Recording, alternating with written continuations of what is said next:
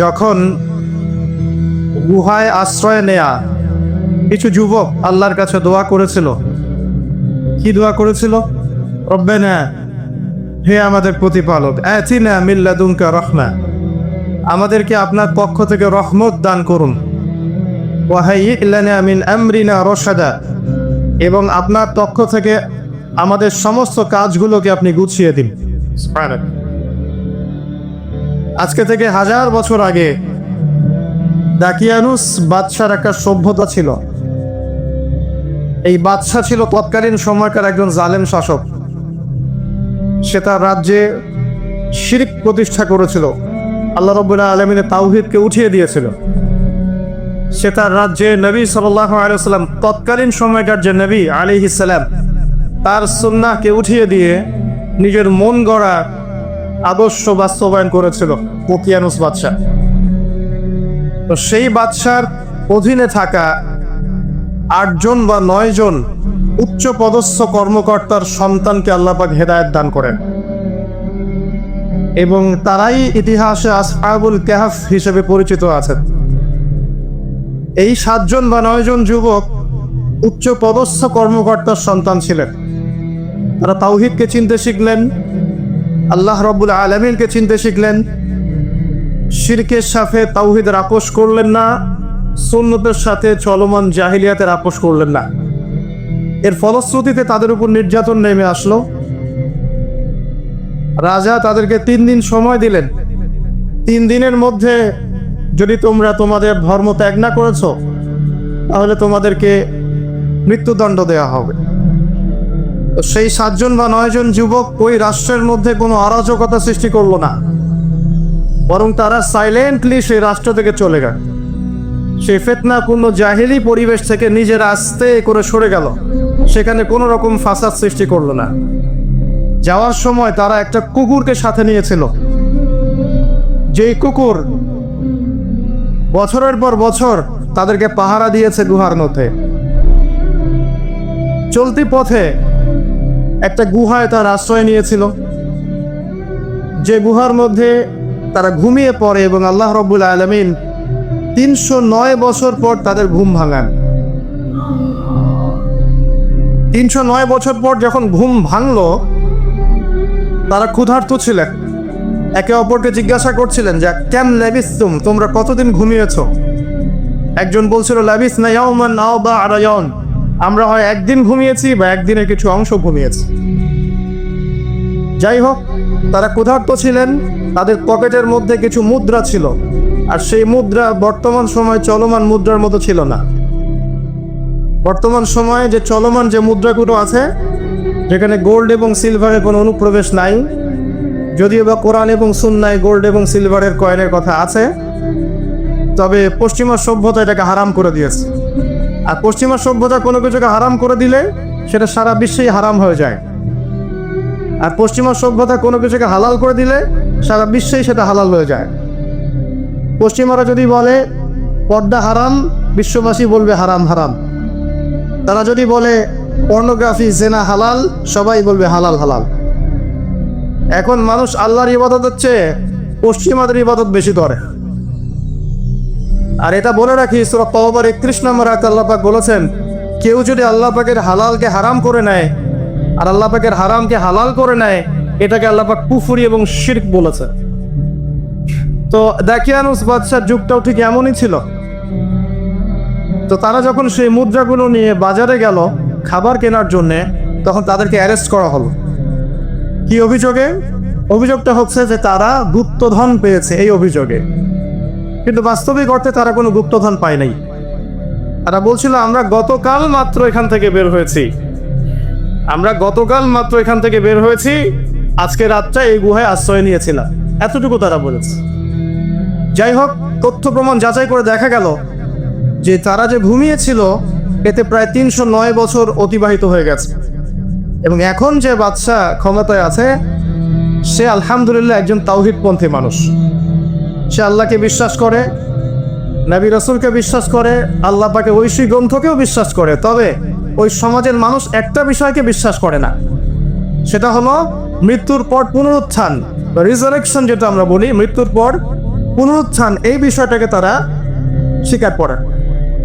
তো আল্লাহ রাব্বুল আলামিন মাত্র 9 জন যুবকের মধ্য দিয়ে পুরো একটা নেশনকে শিক্ষা দিলেন যে মৃত্যুর পর পুনরুত্থান সত্য, যে আল্লাহ রাব্বুল আলামিন 309 বছর ঘুম পাড়িয়ে রেখে জীবিত করতে পারেন। নিঃসন্দেহে সে আল্লাহ রাব্বুল আলামিন লক্ষ কোটি মানুষকে 1000 বছর পরেও জীবিত করতে পারবেন ইনশাআল্লাহ। এতে করে ওই পুরো সমাজটাই তাওহীদপন্থী হয়ে গেল, আলহামদুলিল্লাহ। এই হলো আসহাবুল কাহফের ঘটনা, খুব সংক্ষিপ্ত করে বললাম। এই আসহাবুল কাহফ তারা কিন্তু খুব উচ্চ পদস্থ কর্মকর্তার সন্তান ছিলেন এবং তারা ছিলেন যুবক। তারা কেউ কাউকে চিনতেন না, কিন্তু আল্লাহ পাক তাদের মধ্যে একটা হৃদয়ের বন্ধন দিয়ে দিয়েছিলেন। এবং তারা ওই রাষ্ট্রে কোনো ফাসাদ সৃষ্টি করেন নাই, কোনো অরাজকতা সৃষ্টি করে নাই, তারা ভাঙচুর করে নাই, তারা হরতাল করে নাই, অবরোধ করে নাই, কিচ্ছু করে নাই। তারা তাওহীদের দাওয়াত দিয়েছে, মানুষ কবুল করে নাই। তাদেরকে আলটিমেটাম দেওয়া হয়েছে, দিন পরিবর্তন করো, না হলে তোমাদেরকে মৃত্যুদণ্ড দেওয়া হবে। তারা আস্তে করে সেখান থেকে চলে গিয়েছে, জাহেলিয়াত থেকে টোটালি ডিসকানেক্ট হয়ে গেছে। এরপর আল্লাহ পাক তাদেরকে এমন একটা ঘটনা ঘটালেন যাতে করে পুরো একটা সভ্যতা হেদায়েত পেয়ে গেল, আলহামদুলিল্লাহ। শুধু তাই নয়, এই ঘটনা কোরআনে থাকবে আর কোরআন কিয়ামত পর্যন্ত থাকবে ইনশাআল্লাহ। যত মানুষ কোরআন তেলাওয়াত করবে ইনশাআল্লাহ সবাই এই ঘটনার আলোকে হেদায়েত পাবে ইনশাআল্লাহ। তো দেখুন, অল্প কিছু মানুষকে দিয়ে আল্লাহ পাক বড় কমিউনিটিকে হেদায়েত দিতে পারে। তাদের দোয়াটা আমরা সবাই করি আজকে। তারা দোয়া করেছিল, রব্বানা আতিনা মিন লাদুনকা রাহমা ওয়া হাইয়্ লানা মিন আমরিনা রাশাদা। ঠিক একই যুগ আবারও এসেছে ঘুরে ফিরে, সময় পরিবর্তন হতে থাকে। আমরা একটা কথা বলি, ইতিহাস পড়তে গিয়ে পড়াতে গিয়ে, যে হিস্ট্রি রিপিটস ইটসেলফ। আমরা বলি যে ইতিহাস নিজেই নিজের পুনরাবৃত্তি ঘটায়। ঠিক অনুরূপ ঘটনা ঘটেছিল নমরুদের সময়ও। নবী ইব্রাহিম আলাইহিস সালাম তাওহীদপন্থী, নমরুদ তাওহীদপন্থী নয়। সে মনে করে যে সেই হচ্ছে এই পুরো মহাবিশ্বের রব। আল্লাহ রাব্বুল আলামিন ইব্রাহিম আলাইহিস সালামের মাধ্যমে তাকে তাওহীদের দাওয়াত পৌঁছালেন, সে কবুল করলো না। আল্লাহ রাব্বুল আলামিন সামান্য যে বলে মশা, ক্ষুদ্র একটা মশা দিয়ে নমরুদকে শেষ করে দিলেন। আল্লাহ পাক সব করতে পারেন। ইতিহাস এভাবেই পুনরাবৃত্তি ঘটিয়েছে আদ এবং সামুদ জাতির ক্ষেত্রেও। আদ জাতির লোকেরা অনেক লম্বা লম্বা ছিল, ফিজিক্যালি অনেক স্ট্রংলি বিল্ড। তারা পাহাড় কেটে বাড়িঘর নির্মাণ করত। সামুদ জাতীয় ঠিক এরকমই ছিল, তারা পাহাড় পর্বত কেটে বাড়ি নির্মাণ করত। আল্লাহ রাব্বুল আলামিন হুদ আলাইহিস সালামকে পাঠালেন, সালিহ আলাইহিস সালামকে পাঠালেন দাওয়াত দেওয়ার জন্য। তারা দাওয়াতি কাজ করলেন, কম দাওয়াত গ্রহণ করলো না।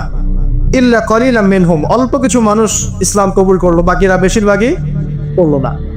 আল্লাহ রাব্বুল আলামিন বিশাল কওমটাকে, যারা বলতো মান আশাদ্দু মিন্না কুওয়া, আমাদের চেয়ে শক্তিশালী আর কে আছে, তারা এই কথা বলতো। কোরআনে কথা বলছে, কোরআন বলছে, তারা বলতো মান আশাদ্দু মিন্না কুওয়া, আমাদের চেয়ে শক্তিশালী আর কে আছে। এখন এই স্লোগানগুলো আমরা ওয়ার্ল্ড অ্যাফেয়ার্স ঘাটলে দেখতে পারি না? বিভিন্ন পরাশক্তি বলছে আমাদের চেয়ে শ্রেষ্ঠ আর শক্তিশালী কে আছে। এই কথাটাই বলেছিল আদ এবং সামুদ জাতি। আল্লাহ পাক এদেরকে এমনভাবে ধ্বংস করেছেন যেন খেজুর গাছ উপড়ে ফেললে যেমন করে পড়ে থাকে, আদ জাতির লোকরা বাড়ির মধ্যে এভাবে পড়েছে। মাত্র 6 দিন এবং 7 রাতের মধ্যে আল্লাহ পাক আদ জাতিকে ধ্বংস করেছে। আর সামুদ জাতিকে আল্লাহ পাক ধ্বংস করেছেন বজ্রপাত দিয়ে, প্রচন্ড বজ্রপাত দিয়ে, মুহূর্তে একটা কম শেষ। আল্লাহ পাক সব করতে পারেন। ইতিহাস এভাবেই পুনরাবৃত্তি ঘটিয়েছে। ফিরআউনের যুগে চলে যান, মূসা আলাইহিস সালাম একই দাওয়াত দিয়েছেন আল্লাহ রাব্বুল আলামিন। আল্লাহ পাকের পক্ষ থেকে তাওহীদ দিয়ে তিনি ফিরআউনকে দাওয়াত দিয়েছেন যে লা ইলাহা ইল্লাল্লাহ, আল্লাহ ছাড়া কোনো ইলাহ নাই। আল্লাহ রাব্বুল আলামিন চিরঞ্জীব, চিরস্থায়ী, তার কাছে আত্মসমর্পণ করো। ফিরআউন বলেছিল আনা রাব্বুকুমুল আ'লা, আমি তোমাদের মহান রব। নাউযুবিল্লাহ। সে বলেছিল মা উরিকুম ইল্লা মা আরা, আমি যা ভালো মনে করি তাই তো তোমাদেরকে বলি। ওয়া মা আহদিকুম ইল্লা সাবিলার রাশাদ, এবং আমি তোমাদেরকে শুধু সৎপথ দেখাই। ফিরআউন এই কথা বলেছিল। সে বলেছিল যে মা আলিমতু লাকুম মিন ইলাহিন গায়রি, আমি তো জানি না যে আমি ছাড়া তোমাদের কোনো ইলাহ আছে। নাউযুবিল্লাহ। আল্লাহ রাব্বুল আলামিন সবর করেছেন, ওকে সময় দিয়েছেন, একটার পর একটা গজব দিয়েছেন। কখনো উকুন নাজিল করেছেন, কখনো রক্ত নাজিল করেছেন, কখনো প্লেগ, কখনো ব্যাং, কখনো ফড়িং, এরকম করে 9টা আযাব আল্লাহ পাক ফিরআউনকে দিয়েছেন, তার কওমকে দিয়েছেন। সর্বশেষ আল্লাহ রাব্বুল আলামিন লোহিত সাগরে সদল বলে ফিরআউনকে ডুবিয়ে মেরেছেন। ডুবে মরার সময় ফিরআউন বলেছিল যে আমানতু বিরাব্বি হারুন ওয়া মূসা, আমি এখন হারুন এবং মূসার রবের প্রতি ঈমান আনলাম। ডুবে মরার সময় ফিরআউন এই কথাটা বলেছিল। তখন আল্লাহ রাব্বুল আলামিন বলেছেন আলান, এখন ওয়াকাদ আসাইতা মিন ক্বাবল, এর পূর্বে তুমি বিরুদ্ধাচরণ করেছো। আল ইয়াউমা নুনাজ্জিকা বিবাদানিক, আজকে আমি তোমার বাদান মানে তোমার দেহটাকে সংরক্ষণ করব, প্রিজার্ভ করব। কি জন্য প্রিজার্ভ করবেন? মিউজিয়ামে রেখে যাওয়ার জন্য? মিশরের মিউজিয়ামে রেখে যাওয়ার জন্য? কি কারণে প্রিজার্ভ করব? লিতাকুনা লিমান খালফাকা আয়া, তোমার পরবর্তীতে যারা আসবে পৃথিবীতে ওদের সবার জন্য তুমি নিদর্শন হয়ে থাকবে। এই কারণে তো ফিরআউনের পরে তো হাজার হাজার বছর চলে গেল, এবং এই হাজার বছরে আমরা দেখেছি আরো হাজারটা ফেরাউন এসেছে পৃথিবীতে। তাদের সবার জন্য এই ফেরাউনের মমিটা ছিল কি? নিদর্শন। কে আল্লাহ নিদর্শনের পরোয়া করে? আল্লাহ পাকে নিদর্শনের কে পরোয়া করে? আমাদের কনসেপ্ট এখন এমন, ইন হিয়া ইল্লা হায়াতুনা দুনিয়া, এই দুনিয়ার জীবনটাই আমাদের হায়াত। নামুতু ওয়া নাহইয়া, আমরা এখানেই বাঁচি এখানেই মরি। ওয়া মা নাহনু বিমাবউসিন, আর আমাদেরকে পুনরুত্থিত করা হবে না। কোনো মানুষ যদি পরকালীন কনসেপ্ট লালন করে চলে, সেই মানুষ কি বেনামাজি থাকতে পারে কিনা? সেই মানুষ কি যাকাত না দিয়ে থাকতে পারে কিনা? যে মানুষ পরকালে বিশ্বাস করে যে আল্লাহর সামনে আমাকে দাঁড়াতে হবে একা একাই, আমার ইমাম, আমার পীর, আমার অমুক, আমার তমুক নেতা নেত্রী কেউ সাথে যাবেন, আমাকে একা আমার আল্লাহর সামনে দাঁড়িয়ে হিসাব দিতে হবে, এই কথা যে চিন্তা করে, সে কি নামাজ না পড়ে থাকতে পারে কিনা? সে কি যাকাত না দিয়ে থাকতে পারে কিনা? সে কি দুর্নীতি করতে পারে কিনা? মানুষকে ঠকাতে পারে কিনা? সে কি সুদ খেতে পারে বা ঘুষ খেতে পারে? সে কি জেনা করতে পারে? সে কি কাপড় খুলে দিয়ে উন্মুক্ত হয়ে ঘুরতে পারে কিনা? এখন তো উন্মুক্ত হওয়ার সংস্কৃতি চলছে নাকি? ইবলিস যখন আদম আলাইহিস সালাম এবং হাওয়া আলাইহিস সালাম তাদেরকে যখন জান্নাত থেকে বের করিয়ে দেয়, প্রলোভন দিয়েছিল, মিথ্যা প্রলোভন, যে হাল আদুল্লুকুম, হে আদম এবং হাওয়া, আমি কি তোমাদেরকে জানিয়ে দিব আলা শাজারাতিল খুলদি ওয়া মুলকিন লা ইয়াবলা, হে আদম এবং হাওয়া, আমি কি তোমাদেরকে জানিয়ে দিব এমন একটা গাছের ব্যাপারে যেই গাছের ফল খেলে পরে তোমরা চিরস্থায়ী হয়ে যাবে এবং কোনোদিন মরবে না। এই যে চিরস্থায়িত্বের টোপ আর অমরত্বের টোপ, এই দুইটা টোপ দিয়ে আমাদের পিতামাতাকে ইবলিস জান্নাত থেকে বের করে দিয়েছে। এখন পৃথিবীতে যত মানুষ পথভ্রষ্ট হচ্ছি আমরা, আমাদের এই দুইটা খাসলতের কারণে। আমরা অমরত্ব আশা করছি, আমাদের চলাফেরা দেখলে মনে হয় আমরা মরবো না, পরকালীন কনসেপ্ট বাদ। একটা হচ্ছে চিরস্থায়িত্বের টোপ, ক্ষমতা, এই যে ক্ষমতার দাপট, এই দুটো আমাদেরকে কিন্তু পথভ্রষ্ট করছে। ঠিক একই অস্ত্র ছিল ইবলিসের। সূরা আরাফ পড়ে দেখেন, আমি কোনো কিছু বানিয়ে বলছি না। তখন আল্লাহ পাক বললেন যে ইয়া বানি আদম, হে বনু আদম, আদমের সন্তান যারা আছো, আমাদেরকে আল্লাহ পাক বলছে তোমরা শোনো, লা ইয়াফতিনান্নাকুমুশ শাইতান, শয়তান যেন তোমাদেরকে ফিতনায় না ফেলতে পারে। কামা আখরাজা আবাওয়াইকুম মিনাল জান্নাহ, ঠিক যেমন করে তোমাদের পিতামাতাকে শয়তান জান্নাত থেকে বের করে দিয়েছে। যেহেতু আমাদের পিতা আর মাতাকে শয়তান জান্নাত থেকে বের করে দিয়েছে, আল্লাহ পাক এই আদমের সন্তানদেরকে বলছেন তোমরা সতর্ক থেকো, তোমাদেরকে যেন শয়তান জান্নাত থেকে যেভাবে বের করেছিল তোমার পিতামাতাকে, এমন করতে না পারে। আর কি করতে না পারে? ইয়ানজিউ আনহুমা লিবাসাহুমা লিউরিয়াহুমা মিন সাওয়াতিহিমা, পড়ে দেখেন সূরা আরাফ। আল্লাহ বলছেন মনে রেখো আদমের সন্তানরা, ইবলিস কিন্তু শুধু তোমার পিতামাতাকে জান্নাত থেকে বের করেই দেয় নাই, বরং গাছের কাছে নিয়ে গিয়েছিল, ফল খাওয়ার সাথে সাথেই তাদের গায়ের পোশাক খুলে পড়ে গিয়েছে। তাহলে আমাদের পিতামাতাকে জান্নাতে লগ্ন করে দিয়েছিল কে? সেই কথা আল্লাহ পাক বলছেন আদম সন্তানদেরকে তোমরা সতর্ক থেকো, তোমাদেরকে যেন ইবলিস লগ্ন করতে না পারে, ঠিক যেমন করে তোমাদের পিতামাতাকে করেছে। তাহলে এখন যে পুরো বিশ্ব জুড়ে নগ্নতার যে সংস্কৃতি চলছে, এরা কার এজেন্ডা বাস্তবায়ন করছে বুঝতে পারছেন? কোরআন পড়েন, পৃথিবীতে যত সভ্যতা চলে গেছে, ব্যাবিলনের সভ্যতা, চাইনিজ যে সভ্যতা, তারপরে যে আমাদের মাও সেতুং, ইতালি মুসোলিনি, এদিকে জ্যাপল সার্ত্রে, এদিকে আপনার ফিডেল ক্যাস্ট্রোর কথা বলেন, ওই পশ্চিমা সভ্যতা বাদ দিয়ে যত বড় বড় সভ্যতা রিনাউন্ড, সবার পোশাক ছিল শালীন। আমি চ্যালেঞ্জ করলাম, খুঁজে দেখ চাইনিজদের পোশাক দেখেন, আগেকার পোশাক, হাজার বছর আগের পোশাক, শালীন পোশাক। তারা কিন্তু মুসলিম ছিল না। আপনি এই ব্যাবিলনের সভ্যতা দেখেন, ব্যাবিলনের সভ্যতা অনেক প্রাচীন, প্রাচীন না? এই সভ্যতার পোশাক দেখবেন, এটা অশালীন পোশাক ছিল না। এমনকি আইয়ামে জাহিলিয়াত যেটা আমরা বলি, নবী সাল্লাল্লাহু আলাইহি ওয়াসাল্লাম যখন জন্ম নেননি তার আগের সময় কথা, ওই সময়ে যে মানুষ জেনা করত, মেয়েকে যে কন্যা সন্তানকে জীবিত দাফন করত, তারপরেও ওদের পোশাক শালীন ছিল। হঠাৎ করে বিশ্বে একটা সভ্যতা আসলো পশ্চিম থেকে, তারা বললো যে পোশাক শর্ট হতে হতে হতে হতে এক পর্যায়ে বিকিনি পরে ঘোরা শুরু করছে, এবং এখন ওরা সারা বিশ্বে ওটা ছড়িয়ে দিচ্ছে, আমরা সবাই ওটাকে গ্রহণ করছি। আমরা বলছি 1000 বছরের ফ্যাশন। এখন দেখেন আল্লাহ পাক কি বলছেন, ওয়াইদা ফাআলু ফাহিশাতান, ওই সূরার মধ্যে আছে, যখন তারা কোনো ফাহেসা কাজ করে তারা বলে, ক্বালু, তারা বলে, ওয়াজাদনা আলাইহা আবানা, ওয়াজাদনা আলাইহি আবানা, আমরা এগুলো আমাদের বাপ দাদাদেরকে দেখেছি করতে। যখন তারা কোনো ফাহেসা কাজ করে তারা বলে, অশ্লীল কাজ করলে বলে, আমরা এগুলো দেখেছি বাপ দাদা পিতৃপুরুষ থেকে করে আসছে। আল্লাহু আমারানা বিহা, আল্লাহ আমাদেরকে আদেশ করেছেন। আল্লাহ বলেন, কুল ইন্নাল্লাহা লা ইয়া'মুরু বিল ফাহশা, আল্লাহ পাক কখনো অশ্লীল কাজের আদেশ করতে পারেন না। আচ্ছা, কুলুনা আলাল্লাহি মা লা তা'লামুন, তোমরা কি আল্লাহ সম্পর্কে এমন কথা বলছো যে কথা তোমরা জানো না? আল্লাহ কিসের আদেশ করে? আল্লাহ বলছেন, কুল আমারা রাব্বি বিল কিস, হে নবী বলে দিন আল্লাহ পাক আদেশ করেন ন্যায় বিচারের আদেশ করেন। ওয়া আকিমু ওয়ুজুহাকুম ইনদা কুল্লি মসজিদ, এবং প্রত্যেক নামাজের ওয়াক্তে নিজের চেহারাটাকে একনিষ্ঠভাবে আল্লাহর দিকে ফেরাবে, এই আদেশ আল্লাহ পাক করেন। ওয়া আকিমু ওয়ুজুহাকুম ইনদা কুল্লি মসজিদ ওয়াদউহু মুখলিসিনা লাহুদ্দিন, এবং একনিষ্ঠভাবে তোমরা আল্লাহকে ডাকবে, দোয়া করবে, এই আদেশ আল্লাহ পাক করেন।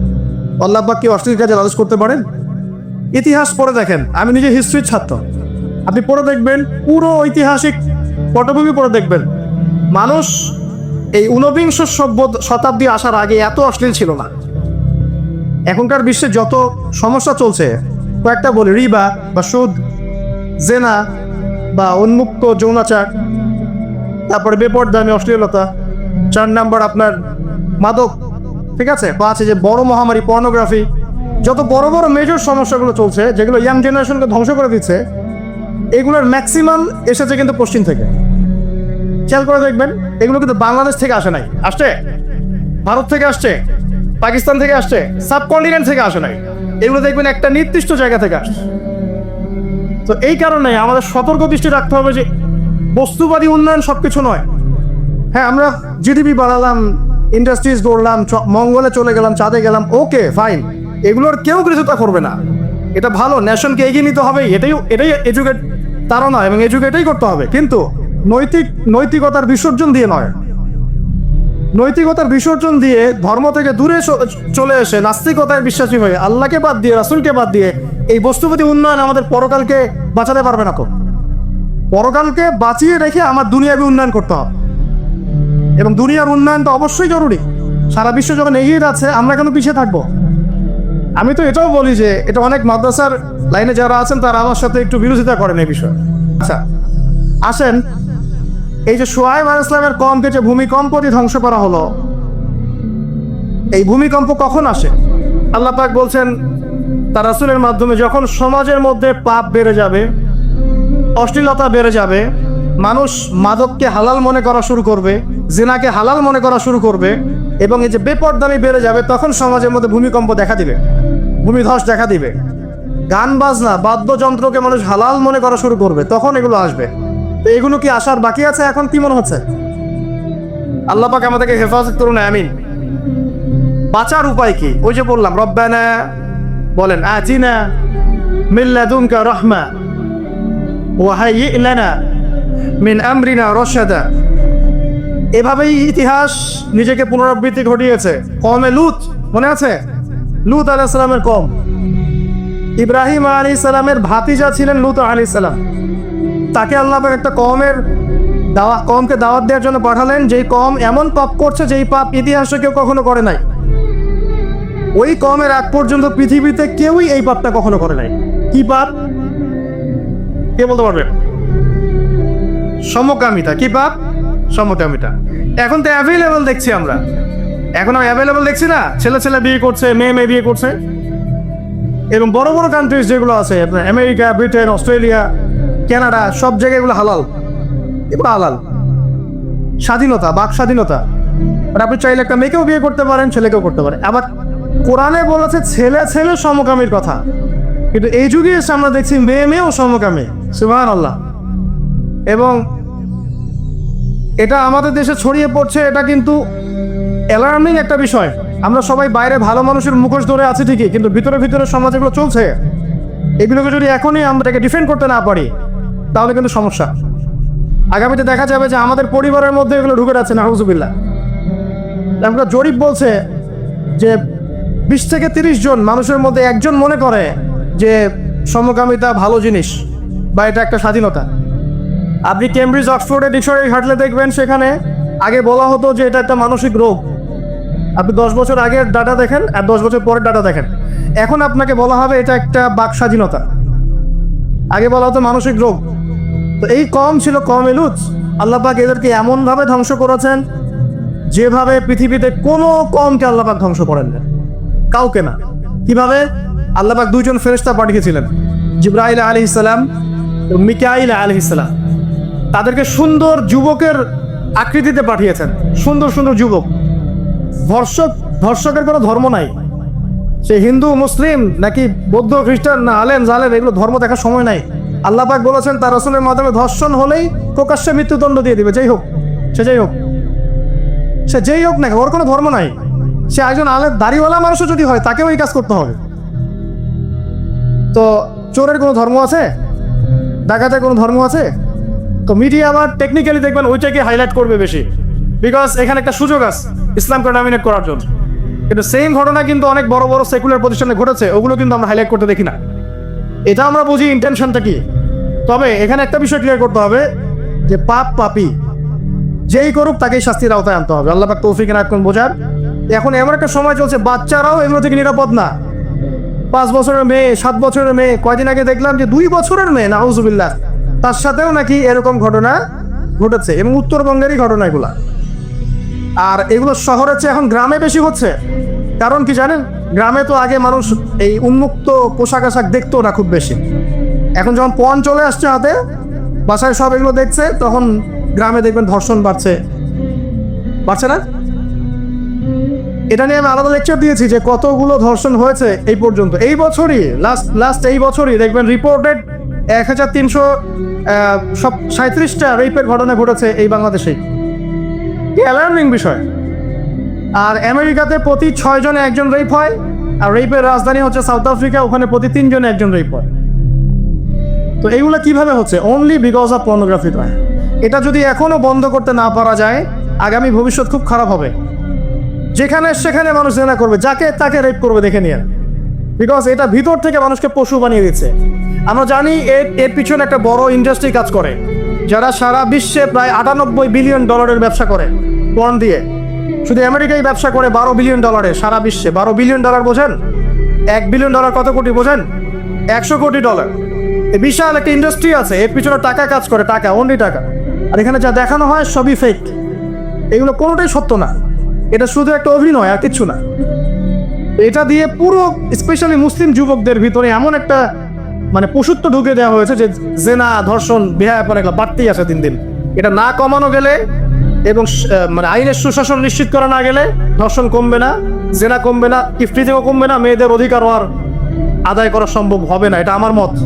বাকিটা আপনারা ভেবে দেখেন, আপনারা অনেক বিজ্ঞ মানুষ আছেন, ভেবে দেখেন কি করলে এগুলো কমবে। যদি না ভাবি আল্লাহ পাক কি করবেন জানেন? একটা হাদিস বলি খালি।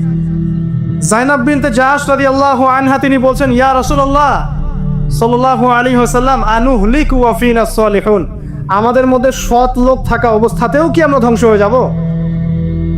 আমাদের মধ্যে সৎ যে অনেক ব্যক্তি আছে তারা থাকলেও কি আমরা ধ্বংস হয়ে যাব? নবীজি বলছেন, নাম, হ্যাঁ তোমরা ধ্বংস হবে। ইযা কাসরাতিল খাবাস, যখন নোংরামি, অশ্লীলতা, বেহায়াপনা বাড়তে থাকবে, আলেম জালেম সব ধ্বংস হয়ে যাবে।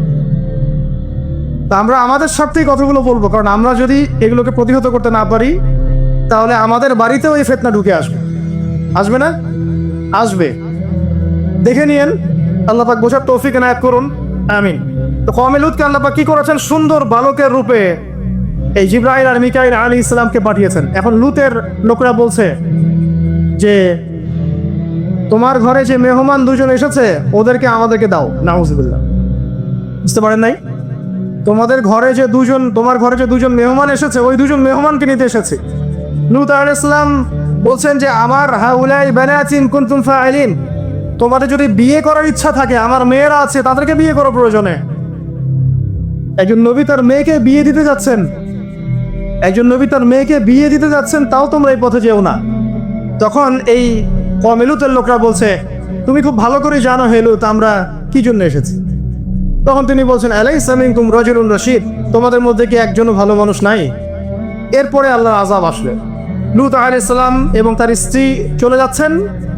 তার স্ত্রী কিন্তু আবার ঈমানদার ছিলেন না, সে পিছনে ফিরে বারবার দেখছে। নূহ আলাইহিস সালামের স্ত্রী যেমন ঈমানদার ছিলেন না, লূত আলাইহিস সালামের স্ত্রীও তেমনি ঈমানদার ছিলেন না। নবীর স্ত্রী হওয়া সত্ত্বেও তারা কিন্তু জাহান্নামে যাবে, নাউযুবিল্লাহ।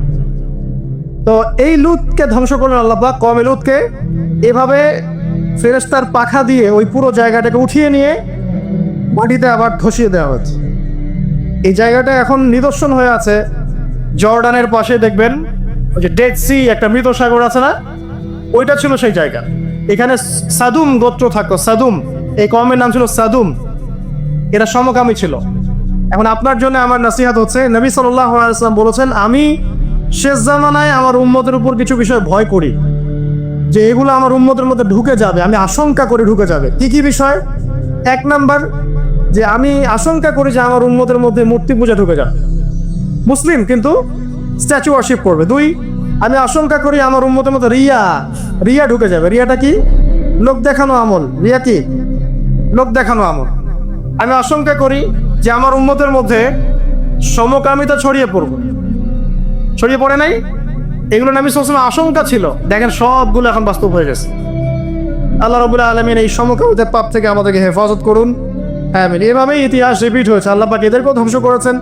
এর আগে আল্লাহ পাক নূহ আলাইহিস সালামের কওমকেও ধ্বংস করেছেন। কি কারণে? তারা এই যে ইয়াগুস, ইয়াউক, নাসর এরকম কিছু স্ট্যাচু ওয়ার্শিপ করত। এক পর্যায়ে আল্লাহ রাব্বুল আলামিন 950 বছর দাওয়াত দিয়েছেন নূহ আলাইহিস সালাম তার কওমকে। 950 বছর দাওয়াত দেওয়ার পরেও তার কওম যখন আল্লাহর আনুগত্য করলো না, আল্লাহ রাব্বুল আলামিন মহা প্লাবন দিয়ে তাদেরকে ধ্বংস করে দিয়েছে। এভাবেই যুগে যুগে ইতিহাস রিপিট করেছে। আমাদের নবী মুহাম্মদ সাল্লাল্লাহু আলাইহি ওয়াসাল্লামের সময়ও এই হিস্ট্রিটাই ছিল। আবু জাহেল, আবুল আহাব, উতবা, শাইবা যারা ছিল, তারা মূলত সমাজটাকে দ্বিখণ্ডিত করে ফেলেছিল, খণ্ডে খণ্ডে ভাগ করে ফেলেছে। ডিভাইড অ্যান্ড রুলের মতো সমাজে সুদ ছড়িয়ে দিয়েছিল, জেনা ছড়িয়ে দিয়েছিল, পরকীয়া ছড়িয়ে দিয়েছে এবং শিরক ছড়িয়ে দিয়েছে এবং গোত্রীয় হানাহানি চলছিল। এরকম একটা অবস্থায় নবী সাল্লাল্লাহু আলাইহি ওয়াসাল্লাম ওই সমাজের মধ্যে আসেন নবী হিসেবে। এসে মাত্র 23 বছর সময় নিয়েছেন। কত বছর? মাত্র 23 বছর। আমাদের তো সমাজ সংস্কারের শতাব্দী পার হয়ে যাচ্ছে। এক একটা রেভলিউশন দেখবেন শতাব্দী পার হয়ে যাচ্ছে, কিন্তু কোনো আলটিমেট রেজাল্ট নাই। নবী সাল্লাল্লাহু আলাইহি ওয়াসাল্লাম 23 বছর সময় নিয়েছেন, মাত্র 23 বছর। এই 23 বছরে কোরআন এবং হাদিস এই দুটোকে হাতে নিয়ে নবী সাল্লাল্লাহু আলাইহি ওয়াসাল্লাম সমাজের প্রত্যেকটা জাহিলিয়াত উপর থেকে সরিয়ে দেন নাই, শেকড় থেকে উপরে ফেলেছেন। তবে তিনি যখন ইসলাম প্রতিষ্ঠা করে দিয়ে চলে গেছেন, খোলাফায়ে রাশেদার যুগ চলে গেছে, তারপর উমাইয়া খেলাফত এসেছে প্রায় 100 বছরের মতো করে, আব্বাসীয়রা এসেছে প্রায় 550 বছরের মতো, আস্তে আস্তে ফাতেমিরা এসেছে, এদিকে কর্ডোভার স্পেনে আন্দালুসে উমাইয়া শাসন ছিল, উসমানীয়রা এসেছে। এভাবে ইতিহাস চলেছে দীর্ঘদিন, প্রায় 1400 বছর। শেষ পর্যায়ে গিয়ে নবী সাল্লাল্লাহু আলাইহি ওয়াসাল্লাম কিছু ভবিষ্যৎবাণী করে গেছে, যখন শেষ জামানাগুলো আসবে তখন দেখবে তোমরা সমাজে সুদটা ছড়িয়ে পড়বে বেশি, জেনা ছড়িয়ে পড়বে, পর্ন ছড়িয়ে পড়বে। পর্ন কথা তো তিনি বলেন নাই, বলেছেন অশ্লীলতা ছড়িয়ে পড়বে। এখন আমরা বলছি এটা পর্নোগ্রাফি। তিনি আরো বলেছেন সময়গুলো সংক্ষিপ্ত হয়ে আসবে, মানুষের হঠাৎ মৃত্যুর পরিমাণ বেড়ে যাবে, অনেক কিছু বলে গেছে। দিন চলে যাবে মনে হবে একটা ঘন্টার মতো চলে গেল, বছর চলে যাবে একটা মাসের মতো, মাস যাবে একটা সপ্তাহের মতো। অনেকগুলো সাইন তিনি বলে গেছে। মুসলিমদের মধ্যে বিভক্তি বাড়তে থাকবে, হত্যা, হারাজ বাড়বে। হারাজ, হত্যা মানে হারাজ, মানে একজন ব্যক্তিকে হত্যা করা হবে, সে জানবে না আমাকে কেন হত্যা করা হলো, আর একজন ব্যক্তি হত্যা করবে, সেও বুঝবে না কেন তাকে মারলাম। ফাসাদ বাড়তে থাকবে, উঁচু উঁচু অট্টালিকা নির্মাণের প্রতিযোগিতা বাড়তে থাকবে। হচ্ছে না এগুলো? সমাজে ভালো মন্দের মানদণ্ড উল্টে যাবে। মানুষ সত্যকে মিথ্যা বলবে, মিথ্যাকে সত্য বলবে, মিথ্যাবাদীকে সত্যবাদী বলবে, সত্যবাদীকে মিথ্যাবাদী বলবে, আমানতদারকে খেয়ানতকারী বলবে, খেয়ানতদারকে আমানতদার বলবে। টোটালি মানদণ্ড উল্টে যাবে। আস্তে আস্তে সিচুয়েশন এমন হতে থাকবে, খারাপ থেকে খারাপ। তবে সোনালী সময় কি আর ফিরবে না? তাহলে সময় কি তাহলে আর ফিরবে না? এভাবেই চলবে সব কিছু? না, এভাবে চলবে না ইনশাআল্লাহ। আল্লাহ রাব্বুল আলামিন তার রাসূলের মাধ্যমে জানিয়েছেন এই সব কিছুই সাময়িক, সব কিছু সাময়িক।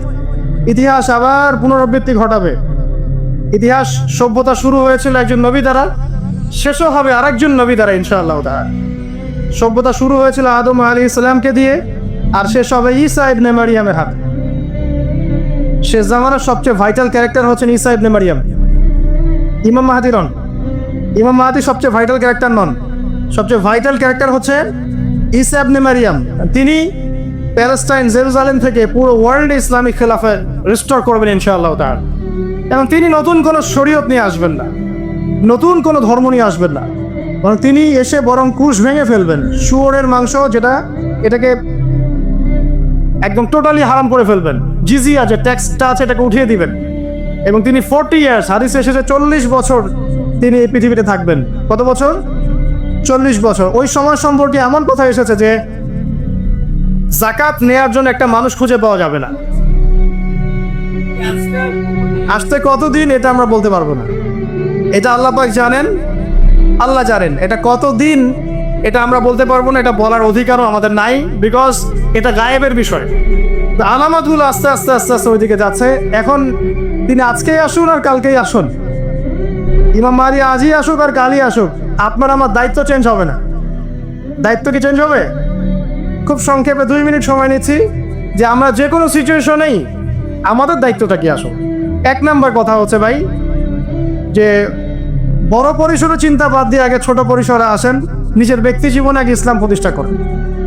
নিজে আগে পড়াশোনা করি, দিনের জ্ঞান অর্জন করেন, পড়াশোনা করেন, যে লাইনেই পড়াশোনা করছেন করেন, কিন্তু ইসলামটাকে, ইসলামের ফরজ, ওয়াজিব, সুন্নত, মুস্তাহাবগুলো শেখেন। ডাক্তার, ইঞ্জিনিয়ার হওয়ার কোনো আপত্তি নাই, এই বড় পলিটিশিয়ান হন, ইকোনমিস্ট হন, কোনো আপত্তি নাই, বাট ইসলামের বেসিক নলেজটা অর্জন না করে মৃত্যুবরণ করেন না আল্লাহর রাস্তায়। 2 নাম্বার, কোরআনকে সময় দেন, কোরআনটাকে স্টাডি করেন, হাদিসটা স্টাডি করেন। আল্লাহ পাক তৌফিক দান করুন, আমিন। এরপরে আমল বাড়িয়ে দেন, আমলটা বাড়ায় দেন। এখন সময় থাক 100 বছর আর 500 বছর বা 2 বছর, আমল বাড়ায় দেন। আপনার আমল আপনার সাথেই, কেউ কারো কবরে যাবে যাবে না। অতএব আমল বাড়িয়ে দেওয়ার চেষ্টা করি, আল্লাহ পাক তৌফিক দান করুন। আমল বাড়ানোর সবচেয়ে সেরা পদ্ধতি হচ্ছে রাসূল সাল্লাল্লাহু আলাইহি ওয়াসাল্লামের সুন্নাহ মতো জীবন গড়া, নবীর সুন্নাহ মতো জীবন গড়া। প্রত্যেকটা কাজ রাসূল সাল্লাল্লাহু আলাইহি ওয়াসাল্লামের সুন্নাহ মতো করেন, ইনশাআল্লাহ প্রতিটা কাজই নেকি হবে ইনশাআল্লাহ। আর কি বাড়াবো? আদর্শ পরিবার। এটা বারবার আমি একটা কথা বলি যে আদর্শ পরিবারের কোনো বিকল্প নাই। পারিবারিক আদর্শ, পারিবারিক মূল্যবোধ সবচেয়ে বড় শিক্ষা। এই শিক্ষাটা অন্য জায়গায় আপনি পাবেন না। সো পারিবারিক আদর্শটা ঠিক করার চেষ্টা করি আমরা। আমাদের বাচ্চাদের প্রতি সচেতন হই, কার সাথে মিশছে, কি করছে, ওদেরকে ডিভাইস এডিক্টেড হতে দিয়েন না। এত সহজেই স্মার্টফোন ওদের হাতে তুলে দিয়েন না। বাসায় ছোট ছোট মেয়েদের ব্যাপারেও সচেতন হন, তাদের ব্যাপারেও খেয়াল রাখেন, তাদেরকে নিরাপত্তায় রাখেন।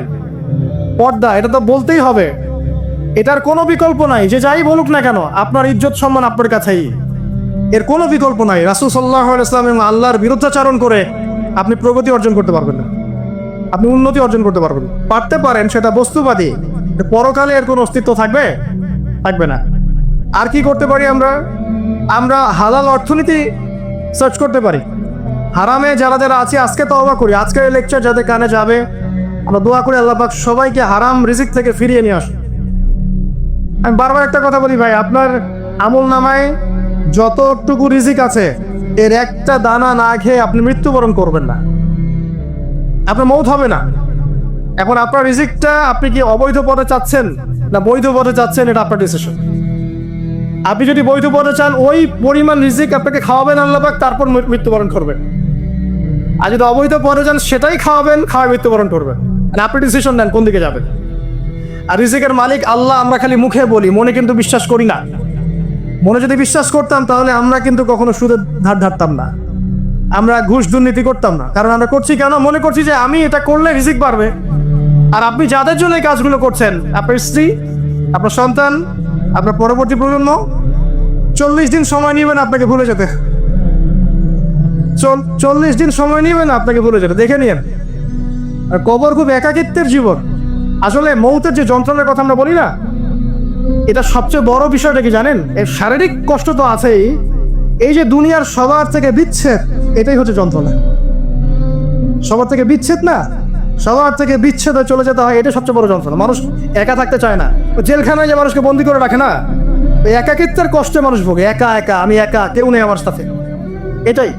এর উপর যদি আবার টর্চার করা হয়, রিমান্ড দেওয়া হয়, তাহলে কি অবস্থাটা হবে বোঝেন। এ হলো কবর।